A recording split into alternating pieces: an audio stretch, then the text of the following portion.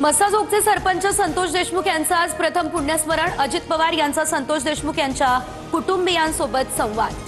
तर आरोपी कृष्णा आंधळे कधी सापडणार, गावकऱ्यांचा सवाल।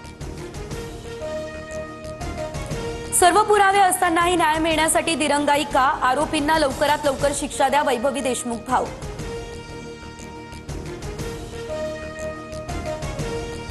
अडचणीत असले की परळीकर देवा आधी धनंजय मुंडे यांच्याकडे येतात। परळीमध्ये आपणच भगवान असा प्रचारात धनंजय मुंडे यांचा सूर।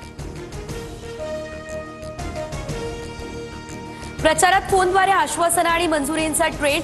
सभेतून शिंदेंचा उद्योगमंत्री उदय सामंतांना फोन करत एमआयडीसी मंजुरीचा वायदा, मात्र थोरातांकडून फोनवरच्या मंजुरींवरती सवाल उपस्थित। नीती नियत आणि निधी घेऊन आम्ही बोलतो, देवाभाऊ मुख्यमंत्री असेपर्यंत लाडकी बहीण योजना बंद होणार नाही। भद्रावतीमधील प्रचार सभेत मुख्यमंत्री फडणवीसांची ही ग्वाही।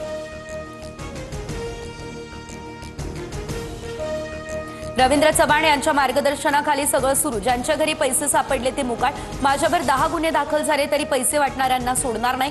गुन्हा दाखल होताच निलेश राणे संतापले। आम्ही निवडणुकीच्या प्रचारासाठी फिरतोय, गुन्हा कुणी दाखल केला माहित नाही। निलेश राणेंच्या आरोपांवरती रवींद्र चव्हाण यांचं उत्तर। साधूंच्या नावाखाली सरकारचा संधी साधूपणा, झाडं तोडून जमीन सपाट करणार आणि उद्योगपतींच्या घशात घालणार।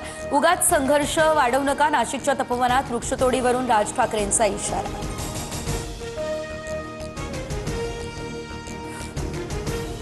आमचे सगळे प्रकल्प पर्यावरणपूरक, पर्यावरणाचा समतोल राखणं ही शासनाची भूमिका। नाशिकच्या तपोवनमधील वृक्षतोडीवरती उपमुख्यमंत्री शिंदेंची प्रतिक्रिया। मुख्यमंत्री आमच्यामुळे आहेत हे विसरू नका, शिवसेनेच्या भोंडेकरांचं विधान।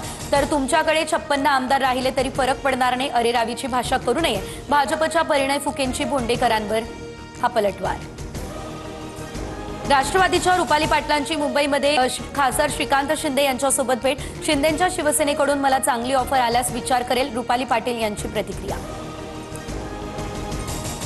सोनं 1200 तर चांदी 6000 महागली। सोनं जीएसटीसह प्रतितोळा 1,31,325 रुपयांवर, चांदीसाठी 1,77,000 रुपये मोजावे लागणार।